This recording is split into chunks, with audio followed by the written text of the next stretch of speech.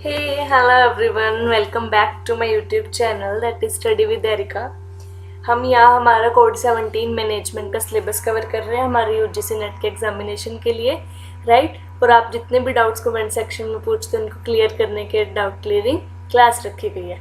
आज हमारी क्लास 6 है जिसमें हमारी यूनिट 1 मैनेजमेंट चल रही है। गाइस, पहले वाली क्लासेस नहीं देखी है तो गो उनको चेक कर लो, लिंक आपको डिस्क्रिप्शन में दिए हुए हैं। और गाइस, मैं आपको एक चीज़ और बता दूं, हमने आज अपनी यूनिट 2 भी शुरू कर ली है मैनेजमेंट की, जो है ऑर्गेनाइजेशनल बिहेवियर, और उसका लिंक भी मैं डिस्क्रिप्शन में दे देती हूँ।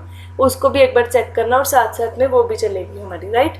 आज हमने करना है introduction to organizing and process of organizing. Organizing क्या होता है और वो कैसे परफॉर्म होता है। सबसे पहले देख लेते हैं introduction to organizing. Organizing is a process of defining and grouping the activities of the enterprise and establishing the authority relationships among them. Organizing एक ऐसा प्रोसेस है एक्टिविटीज़ को ग्रुप करके उनको डिफाइन करने का। मीन टू बी, पहले तो देखो ये एक्टिविटीज़ को ग्रुपिंग करता है, ठीक है। उन एक्टिविटीज़ को ग्रुपिंग करने के बाद ये उनमें रिलेशनशिप बनाता है और काम को डेलीगेट करता है, डिफाइन करता है। और इसके लिए हमें रिस्पॉन्सिबिलिटी एंड अथॉरिटी को भी डेलीगेट करना पड़ता है। इन दोनों में डिफरेंस देखो क्या होता है। रिस्पॉन्सिबिलिटी तो होती है जो वर्कर की होती है, मतलब ये बॉटम टू टॉप चलती है। किसी भी काम, किसी भी टास्क, एक्शन को करने की जो उसकी रिस्पॉन्सिबिलिटी होती है। एंड अथॉरिटी क्या होती है, जो सब टॉप से बॉटम तक आती है, जो टॉप लेवल के मैनेजर्स बॉटम वालों को देते हैं ताकि वो अपनी रिस्पॉन्सिबिलिटी पूरी कर सके।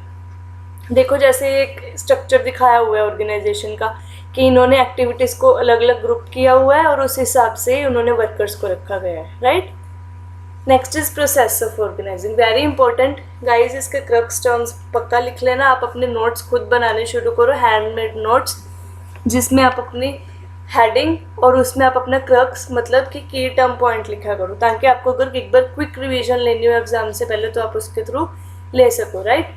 इसके 6 स्टेप्स हैं। देखो, सबसे पहले हम अपने ऑब्जेक्टिव्स देखेंगे कि हमारी ऑब्जेक्टिव्स क्या हैं। उसके बाद हम एक्टिविटीज़ को कलेक्ट करेंगे, फिर उन एक्टिविटीज़ को उनकी नेचर्स के हिसाब से ग्रुपिंग करना शुरू करेंगे। फिर उनको हम ड्यूटी प्रोवाइड करेंगे कि आपने क्या एक्शन करना है। पर ग्रुप को हम ड्यूटी एंड रिस्पॉन्सिबिलिटी प्रोवाइड करेंगे, ठीक है। और रिस्पॉन्सिबिलिटी को पूरा करने के लिए उनको अथॉरिटी चाहिए, इसलिए नेक्स्ट स्टेप में हम अथॉरिटी डेलीगेट करेंगे। एंड लास्ट में कोऑर्डिनेशन, जिसके साथ कोऑर्डिनेट करके वो अपनी काम करेंगे और प्रॉपर ऑर्गेनाइजिंग करेंगे। इनको एक बार डीपली देख लेते हैं। हमारा फर्स्ट स्टेप है determination of objectives. First step of organizing process where objectives of the enterprise are determined. Objectives clear होने चाहिए, सबको अंडरस्टैंड आने चाहिए। देखो, सबसे पहले जो हमारी मिशन स्टेटमेंट होती है, जो एक यूनिक स्टेटमेंट होती है दैट हमारी ऑर्गेनाइजेशन क्यों एग्जिस्ट करती है, उसको देख के हम गोल्स बनाते हैं और गोल्स को अचीव करने के लिए हम अपने ऑब्जेक्टिव्स क्रिएट करते हैं। Next is identification of activities.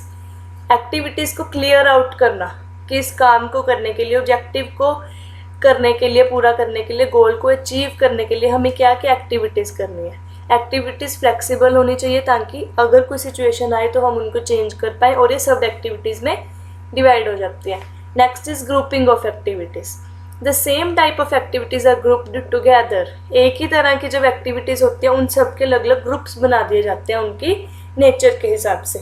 और हर ग्रुप को हम क्या बोलते हैं, ग्रुप के हेड को क्या बोलते हैं हम, डिपार्टमेंट। जैसे इसमें एग्जांपल दी हुई है, all activities of purchase come under purchase department. आपके ऑर्गेनाइजेशन में जितनी भी परचेज होती है, जितनी भी परचेज की एक्टिविटीज़ परफॉर्म होती हैं, वो सारी किसके अंडर आती हैं, परचेज डिपार्टमेंट के अंदर। जैसे ह्यूमन रिसोर्स से रिलेटेड एक्टिविटीज़ है तो वे ह्यूमन रिसोर्स डिपार्टमेंट में आएंगी। इस तरह से हम ग्रुपिंग करते हैं एक्टिविटीज़ की। Next is allocation of duties and responsibilities. देखो, अभी हमने ग्रुप्स क्रिएट कर दिए, अलग अलग डिपार्टमेंट बना दिए। अभी उनको टास्क भी बताना पड़ेगा ना, जो उनको केयरफुली करना है, जो उनको परफॉर्म करना है, ताकि हम अपना गोल, अपना ऑब्जेक्टिव अचीव करें, है ना। तो इस स्टेप पे हम क्या करते हैं, उनको रिस्पॉन्सिबिलिटी प्रोवाइड करते हैं। और ये स्टेप बहुत इंपॉर्टेंट है करना, क्योंकि इसी पे हमारा जो पूरा प्लानिंग है, पूरी ऑर्गेनाइजिंग है, वो बेस करती है। Next is delegation of authority. अभी देखो, रिस्पॉन्सिबिलिटी दे दी हमने। रिस्पॉन्सिबिलिटी को, ड्यूटी को वो तभी परफॉर्म करेंगे ना अगर उनके पास वो चीज़ परफॉर्म करने की अथॉरिटी होगी। तो उसके बाद जो टॉप मैनेजर्स हैं वो अथॉरिटी प्रोवाइड करते हैं। Top level management should delegate authority to lower. With the delegation of authority, responsibility should also be given. According to 14 principles of F.W. Taylor, authority and responsibility should be hand in hand. इस line का मतलब समझो। कहते हैं authority and responsibility go hand in hand, मतलब जैसे responsibility bottom to top जाती है, उस रिस्पॉन्सिबिलिटी को, ड्यूटी को परफॉर्म करने के लिए अथॉरिटी प्रोवाइड की जाती है top to bottom, right. Next is coordination, last step. For the successful running of the organization balance should be maintain. पूरी एक्टिविटीज़ जो हमारे ऑर्गेनाइजेशन में परफॉर्म हो रही है उनमें बैलेंस होना चाहिए, कोई भी होच पोच नहीं होना चाहिए। हमारे एम्प्लॉयज़ एंड एक्टिविटीज़ के बीच में कोऑर्डिनेशन होना चाहिए जिसके साथ वो टास्क करेंगे।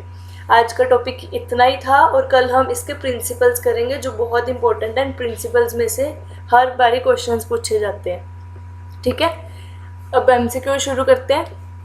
First one is organization establish relationship between. अभी हमने पढ़ा ऑर्गेनाइजेशन क्या होती है, अभी देखते हैं कि ऑर्गेनाइजेशन किस किस में रिलेशन बनाती है। Option A is people, work, resources. Option B is customer, work, resources. देखो कस्टमर तो नहीं होता ना ऑर्गेनाइजेशन में, अभी तो हम इंटरनल ऑर्गेनाइजेशन की बात कर रहे हैं, तो बी ऑप्शन नहीं आएगा। Next is people, work and management. Last one is customer, work and management. देखो customers B and D option cut हो गया। ए एंड सी में हम देखते हैं कि रिसोर्सेज आएगा या मैनेजमेंट आएगा। देखो जब हम ऑर्गेनाइजेशन करते हैं तो हम एक्टिविटीज़ को ग्रुपिंग करते हैं एक तरह की और उसको ही हम प्रोसेस करते हैं, इसलिए इसका आंसर आएगा option number A, people, work and resources. Next is organization is the process of. Organization किस चीज़ का प्रोसेस है? Option A identifying and grouping of work to be performed. Identify करना एंड देन उस वर्क को group करना जिसको हमें परफॉर्म करना है। Option B is defining and delegating the responsibility and authority. Responsibility को डिफाइन करना वर्कर्स को एंड उनको अथॉरिटी डेलीगेट करना। Both A and B and none of the above. देखो इसका आंसर आएगा बोथ ए एंड बी, क्योंकि देखो हम इसमें ग्रुपिंग भी करते हैं, आइडेंटिफाई भी करते हैं वर्क के, और responsibility and authority go hand to hand, right. तो हम उसको भी डिफाइन करते हैं। अब question number 3 is responsibility always flows from. ये हमने चार्ट देखा था रिस्पॉन्सिबिलिटी एंड अथॉरिटी का। रिस्पॉन्सिबिलिटी कहाँ से कहाँ फ्लो करती है? Responsibility flows from bottom to top, मतलब बॉटम पे कौन है? सबॉर्डिनेट्स, एंड टॉप पे कौन है? Superior. So it flows from subordinate to superior. Fourth question is which of the following is not a type of organizational structure. इनमें से कौन से ऑर्गेनाइजेशन स्ट्रक्चर की टाइप नहीं है?